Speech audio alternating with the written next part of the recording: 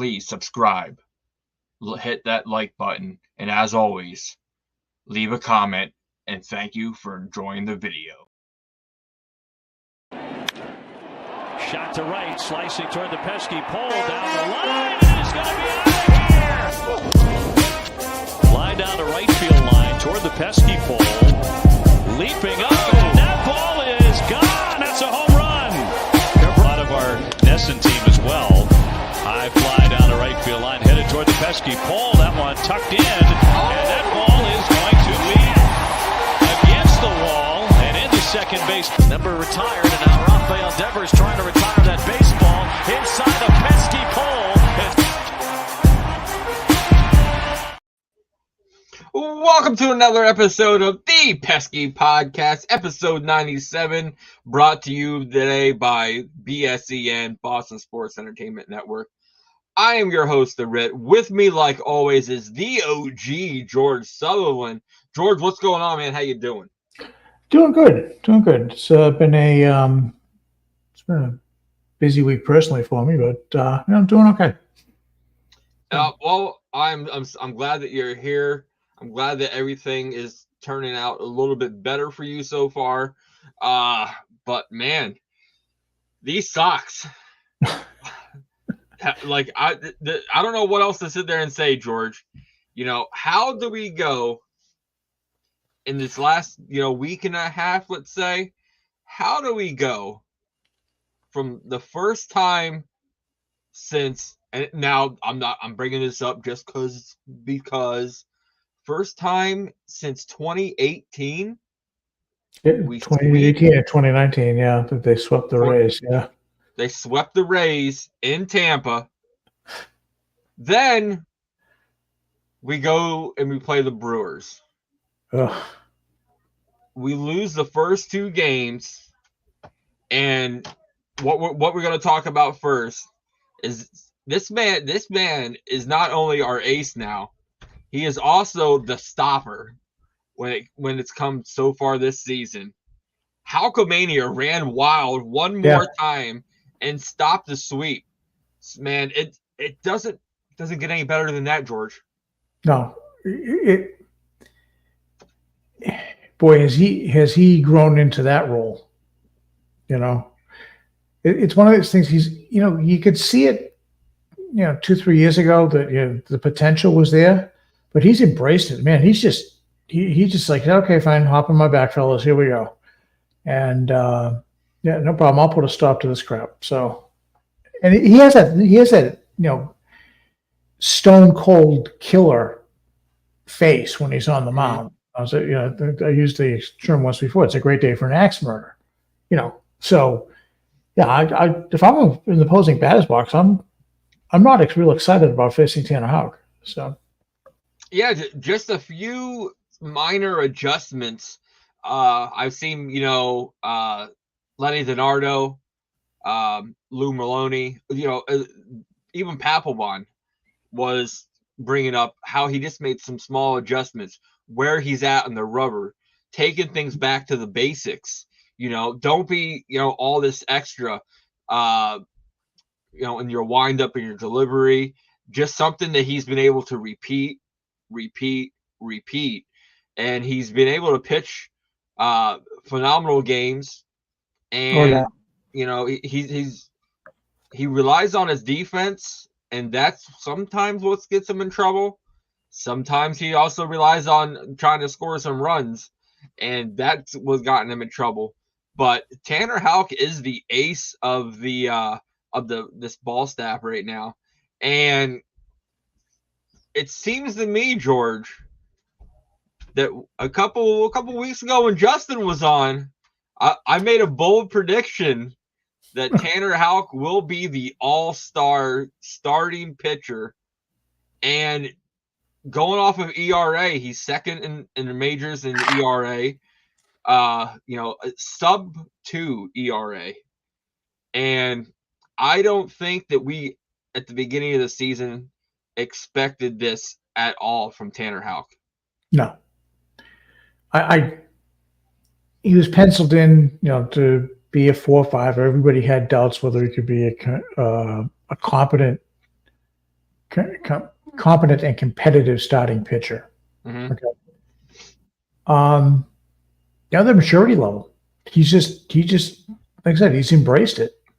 And so, some guys it clicks in, and he's still a young guy, and he's had up and down success. I mean, we all know what he can do out of the pen, but he's embraced this and has just said, okay, fine, I'm going to do this, and he's making you look great. Mm-hmm. So yeah, can't all of that, buddy. Well, and not only that, have you? I know you're not a big Twitter guy.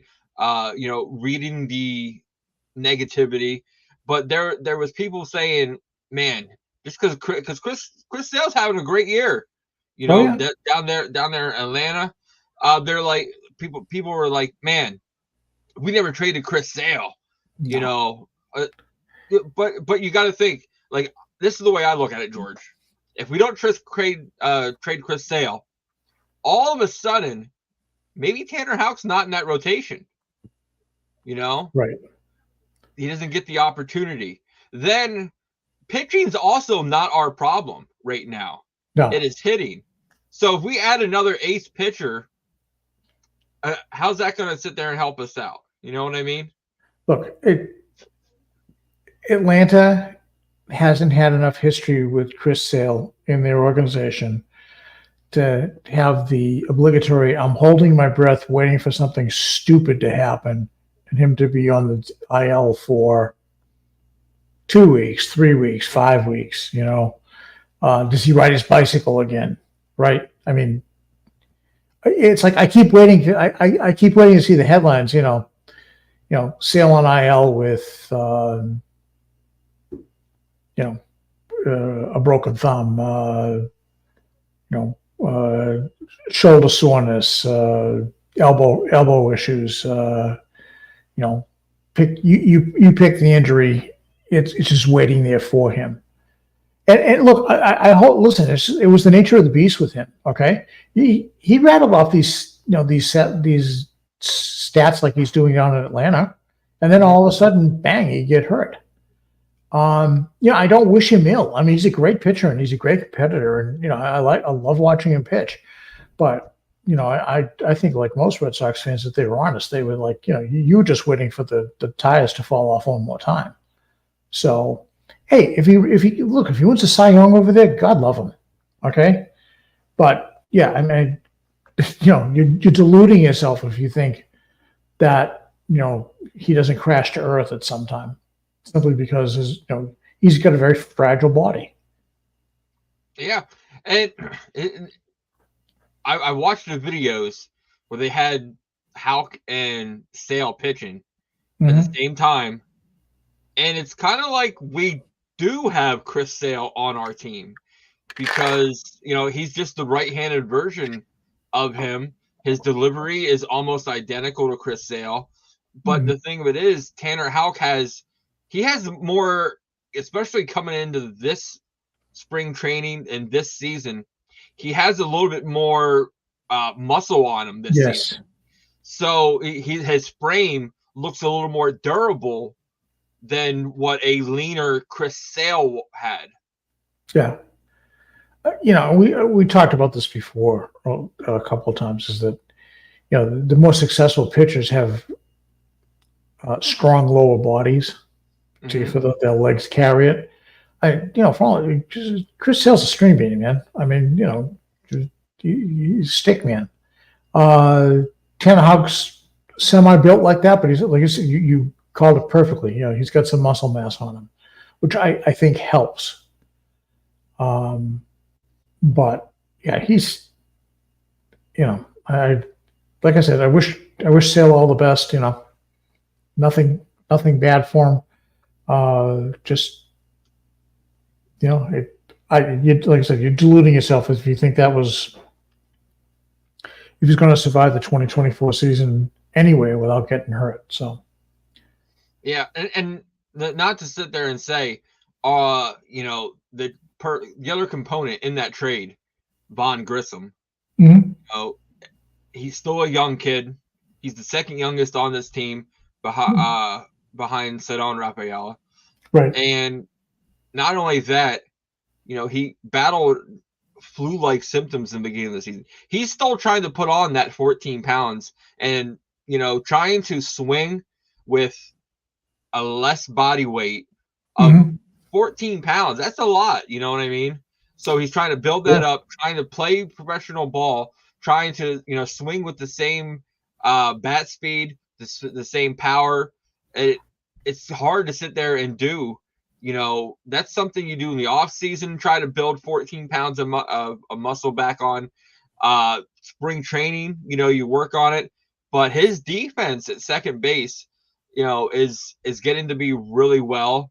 And his counterpart, his 50-50 counterpart on the other half, David Hamilton, those two have been really in sync recently. I hope by me saying that does not jinx it whatsoever, because but no, and Hamilton over his last 11 games has batted much better.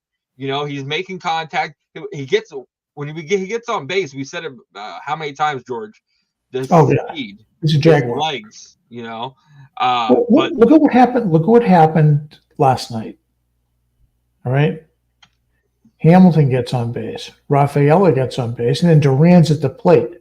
You tell me a team that's got 3 speed demons like that in a row. Okay. And Duran bunts the other two over to second and third, and he's out by half a step. I mean, that's just excess speed. You tell me 3 guys in a row in any lineup like that. I mean, you're talking about embarrassment of riches. I mean, my goodness, that's just like the best. Well, and Hamilton's going into the second base job, and I think he's a little bit more relaxed at shortstop, to be honest with you. I think he's starting to feel. He's hitting, he's contributing. I think that kind of stuff helps. I think relax his mind, so he doesn't feel he's not all uptight going, geez, I got to get a hit, or they're going to take me out of the lineup, or I can't make an error because all eyes are on me, and I have to prove I belong. He's starting to prove that. He's hitting around 250. I'll take that, because before he was well below the Mendoza line. Well, and you talk about speedsters, then you have the 4th speedster on our team yesterday, Devers, who hit another triple. Man, just seeing him run around those bases and seeing what his batting average, his plate discipline, over the 6-game span when he was hitting those home runs, Devers looked like a completely, I forgot about those first, those couple weeks of the season when he was struggling, had that shoulder. That shoulder's 100% now, baby, and you're starting to see it. And if Devers can keep going, he's batting cleanup. You and I talked a lot, so does DC, about we didn't like him at batting number 2. Now all of a sudden we got a lineup together since Casas is out, and I'm kind of curious, George, where are they going to put Devers and Casas when he comes back? They'd be smart to put Casas in the 6 hole and let him work his way down the line. Don't come right in and put a lot of pressure on him. Plus, he's a left-handed bat. You like to try to split some stuff up. I mean, as far as Devers running yesterday, I thought it was terrific. But as he's headed for third, I'm thinking, dear God, do not pull a hammy.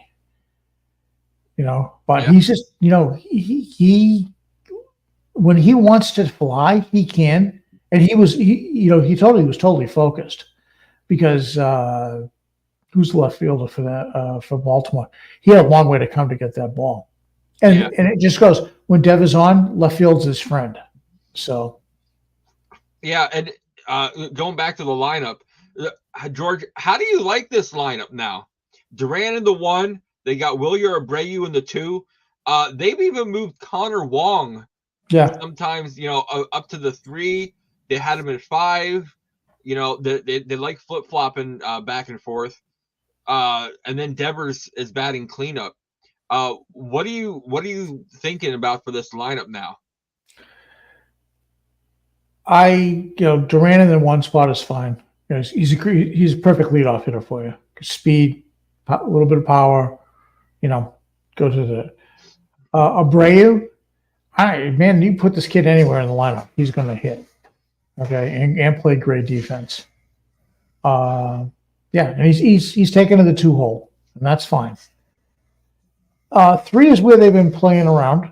You know, they like tonight they got Ref Snyder in there. Mm-hmm. You know, they keep shuffling people around. Sometimes it's Wong. Sometimes Wong hits behind Devers like he is tonight. You know, and Devers is in the 4-hole.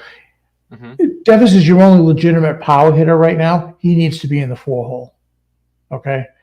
Does that become Tristan Casas' slot when he gets back? Yeah, probably after 2 to 3 weeks after he's come back. But I don't want to put that kind of pressure on the kid. Let him get back and get into the swing of things. You know, I don't want him pressing again. But yeah, I mean, and you know, I mean, you look at what Devers is doing. He's you know, 287. You know, he's doing the oppo thing all the time. And that, like I said, left field's his friend. And if he keeps going that way, that just opens up so many more things that the defense loosens up a little bit in another direction.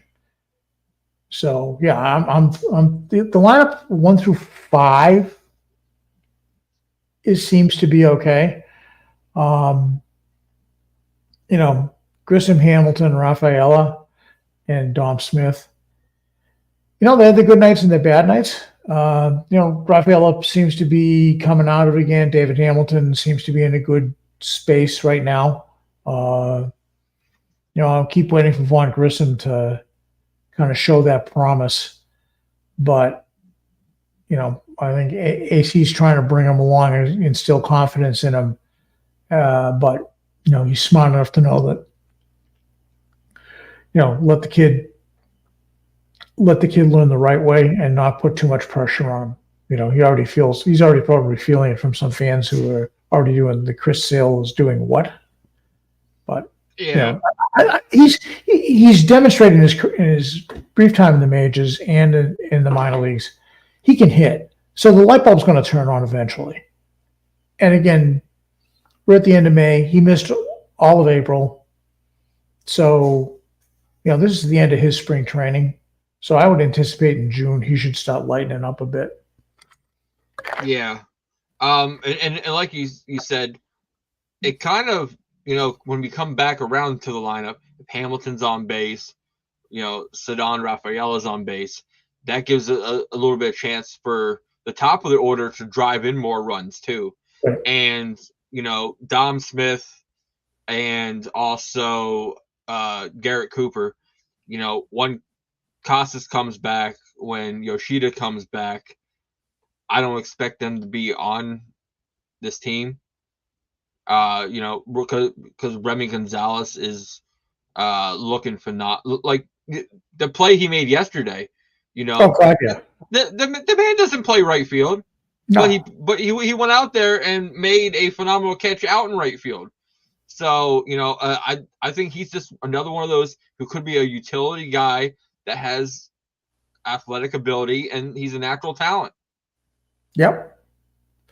Yeah, I wouldn't be at all surprised if maybe Smith sticks around. He appears to be more serviceable in that regard. I don't think he can play much else, but they may keep him around. Masataka Yoshida, I think he's in witness protection. You know, because well, there is an update. They're looking for a thumb brace for him to continue and start hitting again. Yeah. Apparently, there's some sort of problem with his, you know, thumb lower hand area. Yeah. So, but let's sit there and also talk about now. You know, the Red Sox and the Orioles series, Game 3 is happening right now. They have Corbin Burns up to 44 pitches already, which is great for us. Man, how does the Red Sox play? You know, like night and day, George. So from, you know, Game 1, we lose 11-3, and then last night, you know, we win 8-3.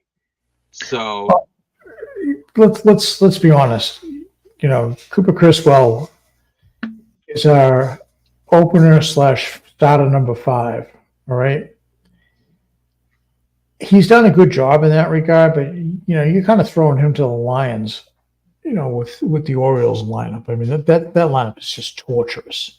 You know, they've got talent up and down. You know, show me a spot where they can't hit. Doesn't exist.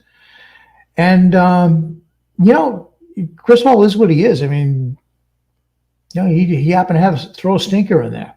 Okay, and it's unexpected. I think fans were expecting more, but the reality is Baltimore's going to get you.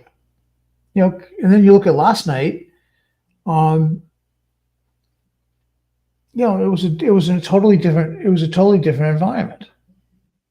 So, you know, you have to kind of be realistic with respect to what you're watching, and say that, you know, a guy like Chris Wells is liable to get lit up. Bayo got lit up a little bit, but he kind of took control of the situation, hung on. You know, in comes Bernardino, you know, performs his magic. In comes Slayton, performs his magic, right? You know, bang, bang, bang, you're done. And, you know, they hit late and tacked on some runs. You know, they couldn't pitch, they couldn't hit in game 1. They pitched and hit in game 2. Tonight they're down, you know, 5-1. You know, thanks to a Gunnar Henderson granny. You know, and you think that they would be a little bit better because they had Crawford. And Crawford's not on his A game tonight.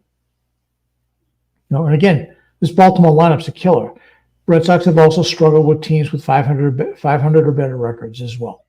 Let's face it. I'll say they also sit there and struggle with teams in their own division. And that's what's going to kill us down the long run. Yeah, we got the Yankees coming up too. I mean, you know, this is a tough stretch of the schedule, and you know, if they can keep their heads at 500 coming out of this, you know, they've done well.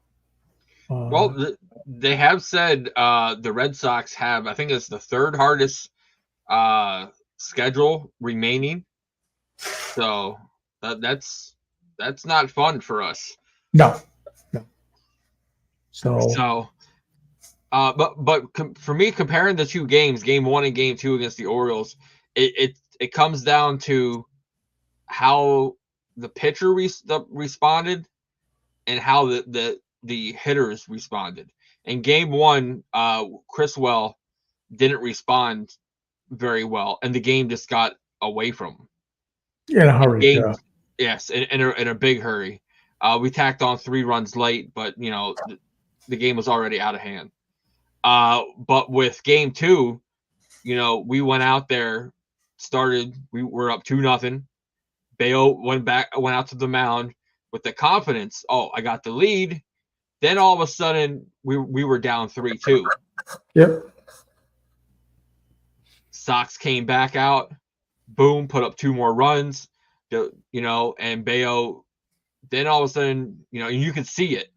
And it started happening after he went back out to the 4-3 lead.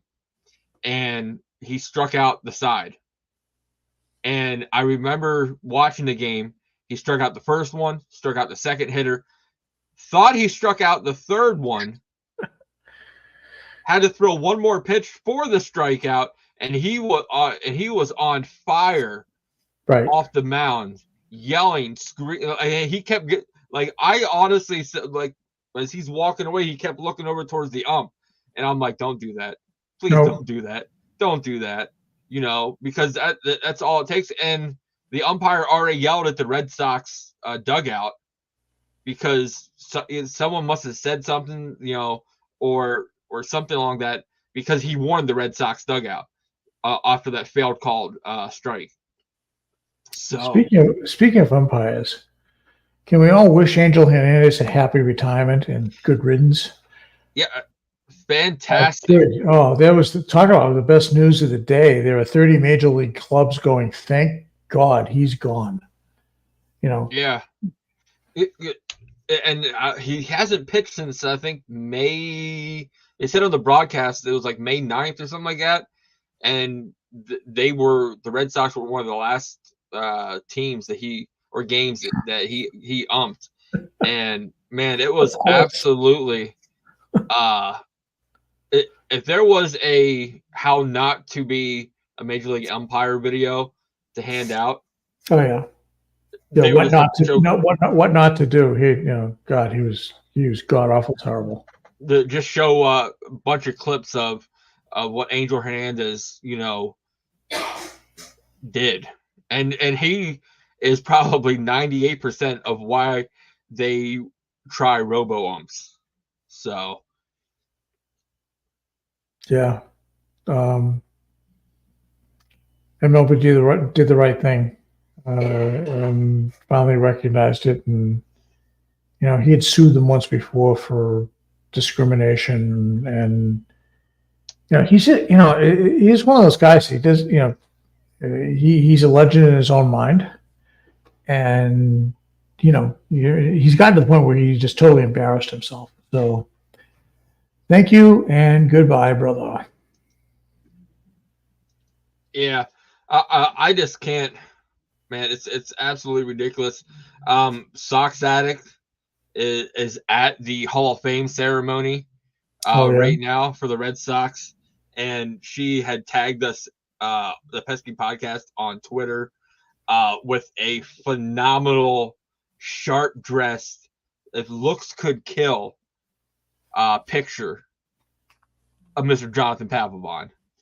So let me try to pull this up so you can also see, George, because good Lord, bam, right there. Look at that man. Oh man, look at that man. Who is that man?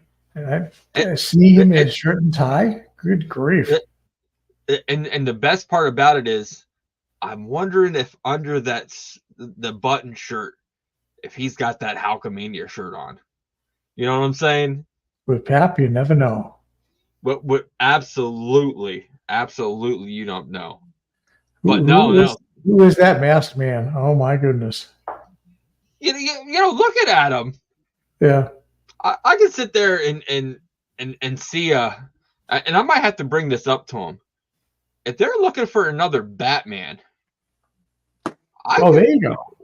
We can sit there and maybe get Papelbon, to play the next Bat. Let me pull this back up,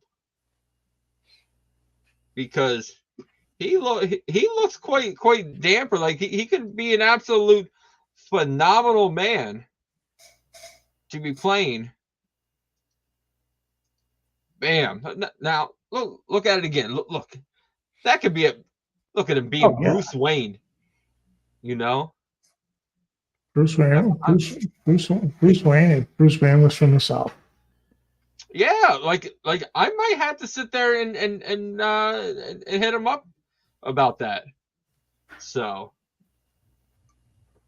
next thing you know, he'll be going around, I'm Batman. But no, shout out to Sox Addict for tagging us in that. Yeah, that's good. That's good. She did a good job with that. That's our boy Pap. Yep. The leading driving force behind Houckamania.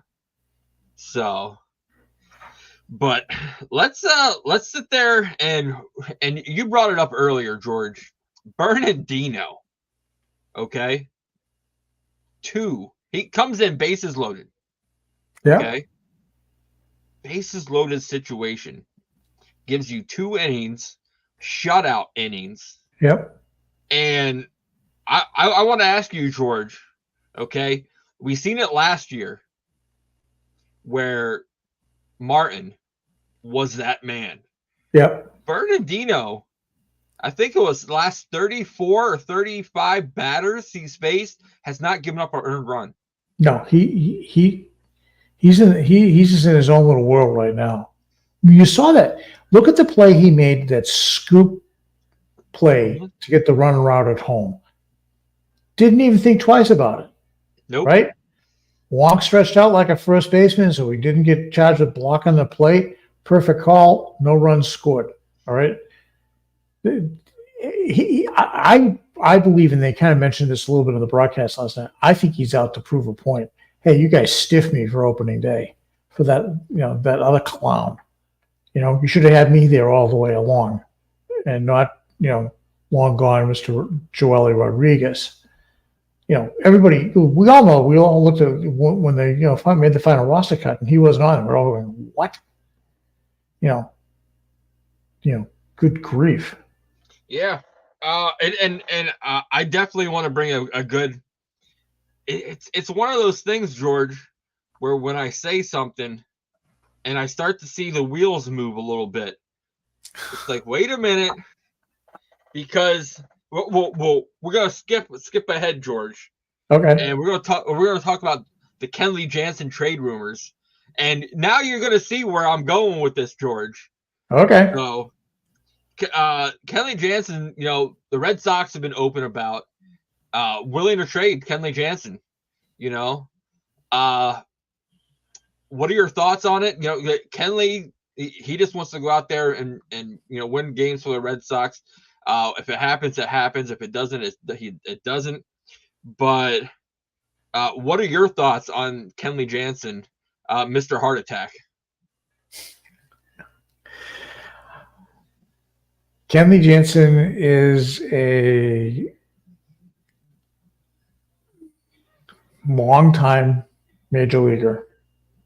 He will say all the right things in public, but I believe that he is trying to shoot his way out of Boston. It started in spring training. He was popping his mouth off. All right. He'll be gone by the trade deadline. All right. The question is when and for what? Mm-hmm. Okay. Because there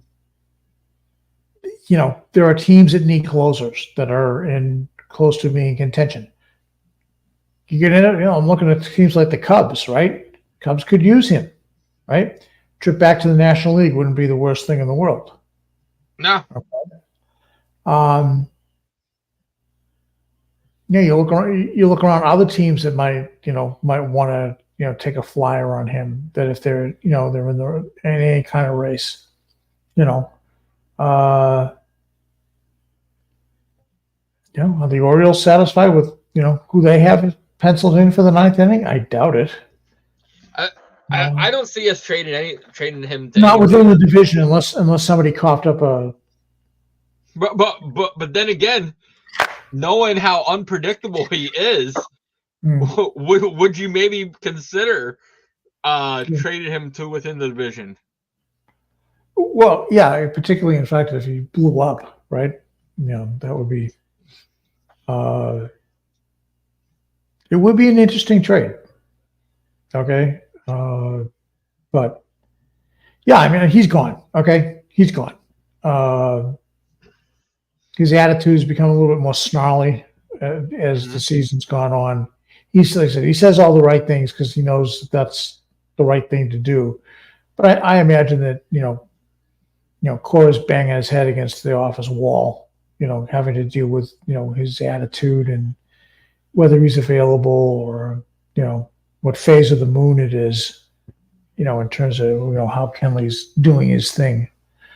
But yeah, he's a hot, Well, and here's my next question, because you, DC, and myself have talked about this, a little bit earlier in the season, and we've all came up with three different answers. If Kenley's gone, who slides into that closer? Now, DC has said that he's all for Martin. Mm-hmm. You were 100% backing your boy Slayton. Yep. And I brought up Mr. Bernardino. And I think there is not another man who has proven this season that he can be able to handle those high leverage situations. And I'm going all the way back to last year to where Bernardino would be a great closer just to finish out the season. Well, I hate to. He would be. Left-handed closers are, they generally have tremendous success. Mm-hmm. Slayton, he has it. He's got that mentality. Not so sure I want to do it to him as a rookie, but he's pitching in high leverage situations. The rookie thing is gone, but you want a dark horse candidate for maybe next year, and maybe being Liam Hendriks' setup man. It's Justin Slayton, because the kid's got he's got the right makeup. He can cough it up one day and forget it and come back and look brilliant. I mean, he was good. He was really good last time. And he's a kid. You got to expect it. But AC's running him out there, and he hasn't really disappointed all that much. So. Yeah, and that's another thing. We have Liam Hendriks coming back, allegedly. Before the end of the season, he would love to come back after All-Star break. Yeah. So, but man, and I'm not going to say that my choice is the only choice. Martin got he has every right to sit there to go to that closer role if need. Slayton is another one that could easily go to that closer role. So let's sit there and go on. Let's talk about a guy that's just been broomsticking these balls deep, Wilyer Abreu. And not only that, is also going to sit there and lead into our outfield segment. But, man, what are your thoughts, George? You and your 10 person. Me and my multiple personalities? Sure, I can chip in on that, yeah. A thought on Abreu, because he's leading he's top 3 in every rookie category for the AL Rookie of the Year so far. And, Cowser from Baltimore is right up there also. Yep. But who's a pretty darn good ball player too. I have a new appreciation for him. So, but what are your thoughts with Wilyer Abreu? Possibly. I know we had a question. We played fair or foul about him being top 5, but now there's talks about him being top 3 for Rookie of the Year. So, what are your thoughts, George? Oh yeah, I mean he has proven he is going to be a solid player. Okay. And if you look at his game, he just does it effortlessly. When he goes and chases a fly ball, he tracks it down. Everybody's always surprised at his arm. He shouldn't be. It's a strong one. He can go 0 for 3, and the next one he'll put it in the seats, or he'll drive a double down the line, or hit one in the gap. He's a complete player. And he's 24 years old. That he's got real talent, and that's something that plays exceptionally well. And you put him in an outfield with Duran and Ceddanne Rafaela. All 3 of those guys can track it down. That's a pretty good outfield. Abreu's no slouch on the base paths either. He's not a speed demon, but he can get where he needs to go and do it in a hurry. So, yeah, I mean, every day that goes on, the Christian Vasquez trade is looking a whole lot better and better for the Red Sox. Yeah, and about that trade, everybody thought, Valdez was the key piece. Was the one, yeah. What are your thoughts with Wilyer Abreu? AC kind of not letting him hit lefties. You would think after Casas last season, he would have learned his lesson, because Wilyer is beginning to play like Rep Snyder. He don't care, because Rep Snyder doesn't care. And, he doesn't care. And George, I've been adamant about him at the beginning of the season, and Yeah, I'm you're going on to openly admit that I've been wrong about him so far. I didn't think he was going to make the team. I thought he was going to be the first one DFA'd. I thought our outfield was too crowded, but he has proven me wrong. And he hit the insurance run in the 8th inning last night, a 2-run shot. So I'm going to be the first one to admit that I was completely wrong about Rev Snyder, but Wilyer Abreu has been able to hit lefties and righties. I hope AC has a tendency to overmanage his younger players sometimes. In the idea that he's trying to protect them, you learn by doing, okay? And Abreu has to learn to hit lefties at some consistent rate. Don't know what that is yet. If he hits 250 against lefties, great, okay? If he hits 230, that's okay too. But he's not horrible against them. I think AC does him a great disservice by pulling him. Last night, he puts Romy Gonzalez in there, and Romy Gonzalez makes AC look like, Albert Einstein, between the base hit and the terrific play in right field. So, yeah, I think he needs to see more left-handed pitching because he's your everyday starting right fielder. He should be facing pitches from both sides of the rubber. So, well, and look what he did in Casas last year. Yep.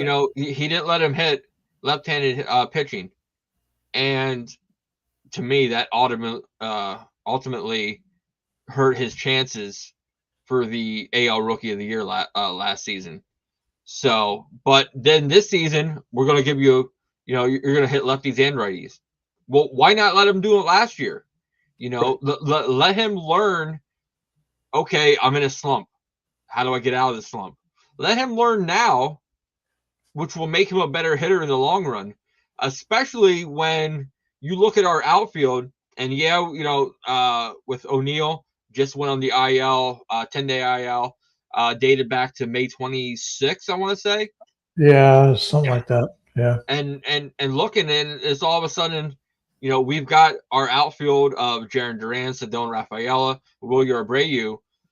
Looking at them along with Rev Snyder, we are tied for first coming into this game with Toronto for the most runs saved as an outfield. Defensive vote saved. And again, everybody knows what Rafaela can do in the outfield. And, he pulled off another beautiful play, snagging that ball on a full gallop, going from right center field to that little mini triangle there in Camden Yards, where they messed around with the wall in left field. I mean, he just went full gallop and tracked it down, and no fly ball is not within his reach. But again, you can say the same about Wilyer Abreu in right field. Any ball hit out there, I'm fully confident that he can catch up to it. Mm-hmm. Anderson probably try to throw a runner trying to stretch a single into a double or catch somebody sleeping off the bag. So, and you got Jarren Duran has improved his defense. He still doesn't make perfect plays, but he's better than he was. And now you throw in Rob Refsnyder. Rob Refsnyder is the perfect fourth outfielder for any Major League Baseball team. Mm-hmm. Hits lefties, can't hit righties, plays good defense, and it's just a gamer. He gets out there, he does his thing. He plays the game hard, plays the game right. Any manager in baseball would love to have him as a fourth outfielder. And that, and the other thing is he's bounced around enough teams where, he is a veteran. And, when you got a bunch of young kids out there, you need that steadying influence, and he's providing that. So, Rev Snyder's been hitting righties also this season. He has, because his reputation is a lefty killer. but he doesn't care. He's an equal opportunity killer this year, so that's great. Yeah, and that kind of makes me feel good, George, where we don't have to hurry with Roman Anthony. Right. You know, our outfield is set for a while. Excuse me, where we can actually bring him along and have a little, time with him down in the minors to let him continue to develop and continue to do what he is doing. I personally can't wait for Marcelo Meyer to get that call up to Worcester. No, Worcester? No. Worcester. Okay, Worcester. I'll make you a New Englander eventually, okay? We do it step by step, okay? We'll send you to translation classes, no problem. Okay. But, I hope he gets that call up soon because middle to end of June, they'll be playing Scranton. That'd be fantastic. And he's killing it, for Portland. So yeah, he's doing a very good job. The big thing with him is him staying healthy. Yeah. So that's what you want to see with him. He's 2 for 3. He's 2 for 3 tonight.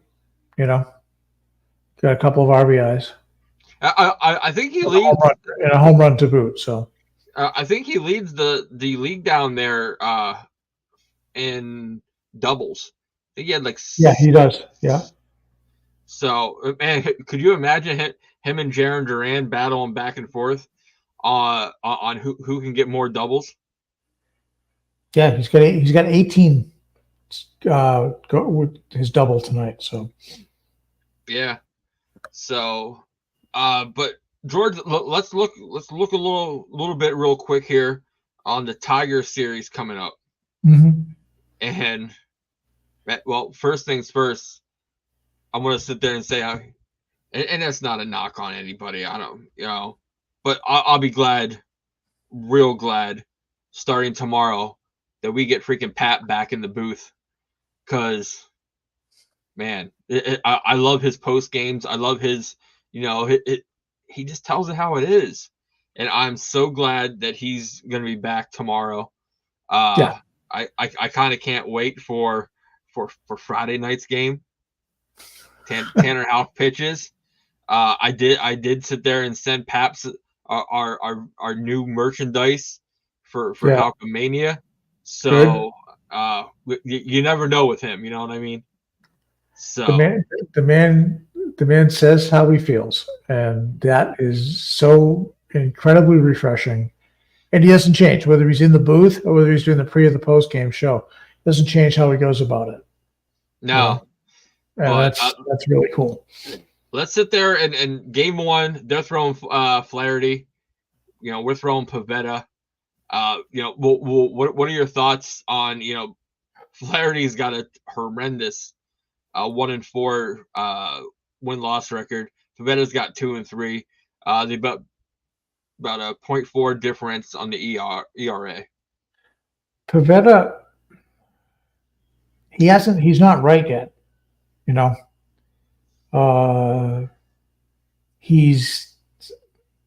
hasn't found that sharpness and crispness he had before he went on the IL. He's a different pitcher. He looks like the same pitcher that was giving up gopher balls last spring. So he needs to tighten it up a little bit. Hopefully they found something. The Bailey Laboratory, of advanced pitching dynamics, and that he does find it and he turns it around, because they need him to be effective on the mound. But his last outing, he just didn't have it. So I'm hoping he has that. And going against a guy like Flaherty, maybe that'll help. Yeah, game 2, they're throwing Maeda out there, and we've got Houckamania on the mound. So, but Maeda is not the same pitcher, that he used to be. He's very hittable now. Well, yeah, he can't be putting 40 pounds of pine tar in his neck, like when he pitched with the Yankees. Good God.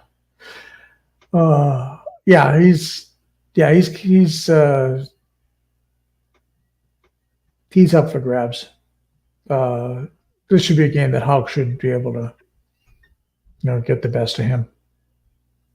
And in game 3, we got Cooper Criswell, who he's had two of the last 3 games he's pitched were semi-bad outings, but he still has a sub-4 ERA, and he's 2-2, going up against Olson, who's 1-5 with a 1.92 ERA. That there, the Olson has the Houck effect, where you're pitching great, but you got no runs.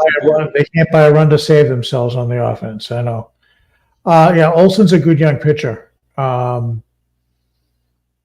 Detroit definitely has the upper end on that one, because if the law of averages would say that the Tigers are going to hit for the kid eventually, because he's got good stuff.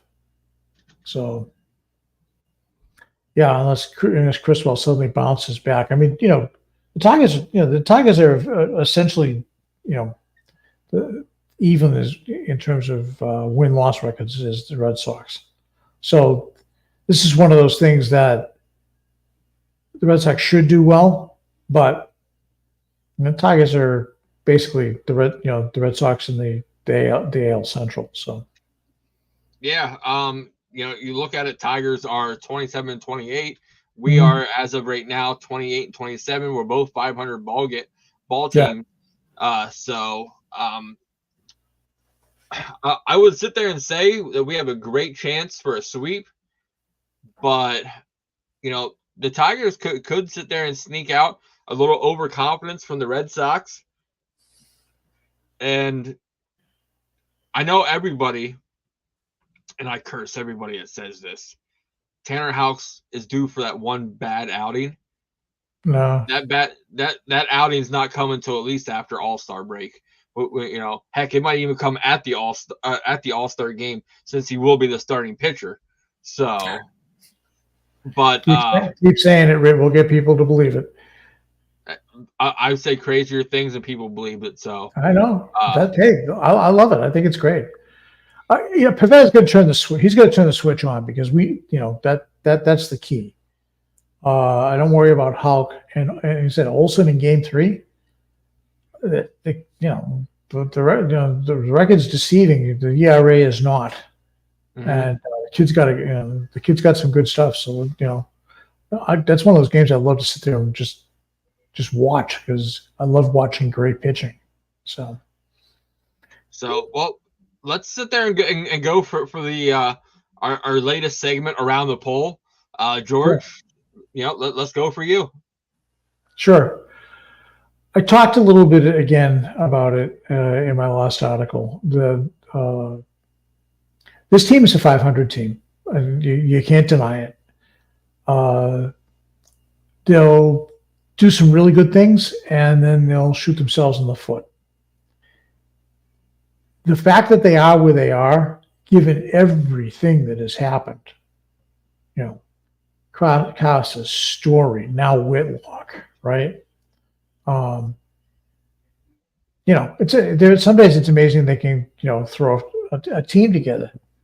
Doesn't matter. These guys believe in themselves. I think I said earlier when this started, I said that their team model should be, why not us? Right? I'm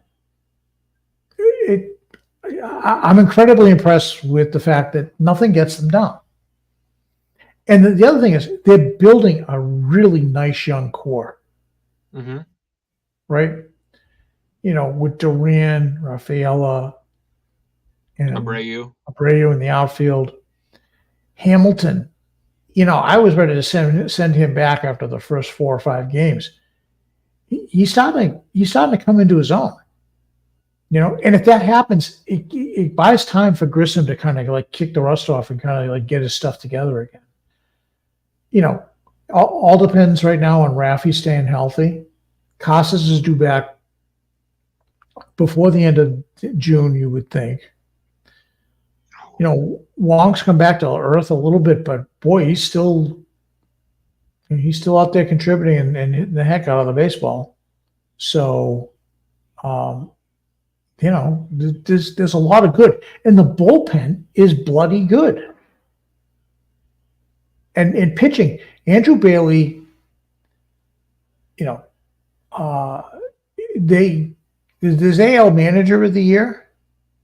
Okay, I think after this year, they should strongly consider making the Major League Pitching Coach of the Year, because Andrew Bailey wins this hands down. So, yeah, I'm. This team is. They have the ability to run off 5 or 6, maybe 8 games straight if things go well. They get the good pitching and they learn how to hit with consistency. All right, because they can do it. I mean, you saw it last night. They were, they need an extra run. They got one, and then they decided to, let's do this. We're going to pop on a couple more. That's the sign of a team that's starting to believe in themselves. It's just taking a while, and I think they're running around saying to themselves, screw this. We're going to do what we need to do when we need to do it. We don't care what happens. We trust in each other. We believe in each other. It's a brotherhood, man, and they're just proving everybody wrong, especially all those naysayers. In the beginning of the year, saying, "Oh, the pitching staff's going to suck," whatever. No, it hasn't. And the fact that you are where you are is testimony to the fact that the pitching staff is not bad and has performed well above expectations. So, yeah. Yeah. Well, I want to comment a little bit what you said. I love how Devers, he's the leader in the locker room or on the field, but he does it by example. Yep. He's more of a, okay, let me show you how we're going to get this started. Like they were up by 1 run, they were up 4-3, and he hit that triple, and then scored. Like he was, he wants to lead by example, because he's not the the vocal like Trevor Story or no, that's not him. David Ortiz in the past. Like that's not him. But he'll say, okay, if I can do it, follow suit. Let's go. You know what I mean? And I love that about Devers this year. No, that's not his style. His style is not to call people out or whatever. It's like, hey, look at me. This is what This is what you can do. You can do this too. All right. Mm-hmm. I'm going to show you. I'm on third. Drive me home. So, what I want to talk about for Around the Pole is the 2 recent injuries across Major League Baseball. Ronald Acuna Jr. out for the season, and then Pete Alonso left the game with his elbow today, and man, it's sit there and you get all this exciting baseball, and then you get these injuries, and it's a shame how one thing could sit there and change your career, change your team trajectory and everything like that. It seems it was all pitchers, beginning of the season.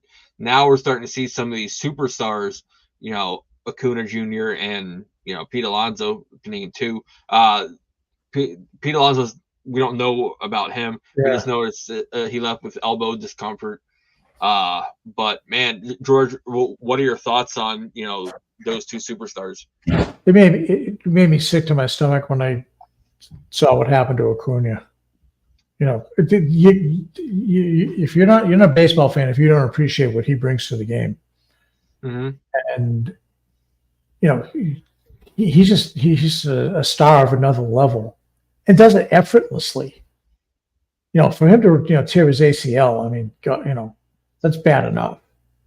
What happens with football running backs and wide receivers and basketball players, make a wrong cut and they'll rip an ACL. But yeah, I mean, this guy makes it with his legs, and yeah, that was sad. And Alonso, talk about wrong timing. He's playing, he's playing for a contract next season. Yeah. Yeah, injuries happen. I mean, Red Sox know that. I mean, Trevor Story's on the IL, by trying to make a terrific play, and Costa said, I basically got into a car wreck with my body. It happens. Baseball's not a violent game like football, but because of the individual nature of what you can do, you can hurt yourself simply by playing the game. Yeah, the Acuna thing was tough to watch because I'm a huge fan of his, and the Braves. It remains to be seen how the long-term effects with that. I mean, fortunately, they have a stacked lineup, but they count on him to make things go. So yeah, that made me sick to my stomach when I saw that. It's like, love you, man. Come back healthy, come back strong. Great player. Yeah. Yeah, with Ronald Acuna Jr., it was something funny that was thrown out there. There was a fan, Houckamania. He was dressed up, and Pat posted on Twitter that now you're going to see all these imposters, but there's only one true original with Houckamania. So, but okay, George. Well, you own, brother. You own it. You got it. So, well, make sure you sit there and follow us on Twitter at BSEN_617. Also on YouTube, BSEN617. Make sure you also go and check out our podcast anywhere where you can get your podcast: Spotify, iHeartRadio, and Apple iTunes. Also, make sure you head on over to our store, BSEN617.square.site. Get your hot selling Houckamania shirt and check through all the other shirts we have. We had just released recently the Folk the Curse t-shirt, and also we will be soon releasing a brand new Papelbon t-shirt. So make sure you head on over and check that out soon when we release it. But for the Ritt, for the OG George Sutherland, thanks for checking out the Pesky Podcast.